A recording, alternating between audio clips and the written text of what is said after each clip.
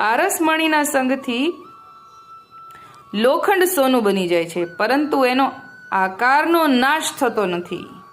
પારસમણીના સંગથી લોખંડ સોનું બની જાય પણ એનો આકારમાં ફેરફાર નથી થતો. તેમ ભગવદી સાથે જેને શુદ્ધ ભગવદ સત્સંગ થાય તેને સંસારમાં ફરી જન્મ લેવો પડતો નથી. લીલાની પ્રાપ્તિ સત્સંગ દ્વારા થાય છે. શેકેલો દાણો ખેતરમાં વાવવામાં કામ આવતો નથી, કેમ કે શેકેલા દાણામાંથી તો અંકુર ફૂટતા નથી. ભગવદીના હૃદયમાં ભગવત પ્રગટ રૂપે બિરાજે છે, એટલે કે ઠાકોરજી ભગવદીના હૃદયમાં બિરાજે છે, પ્રગટ રૂપે બિરાજે છે. જ્યારે સામાન્ય જીવના હૃદયમાં ભગવત અપ્રગટ રૂપે બિરાજે છે.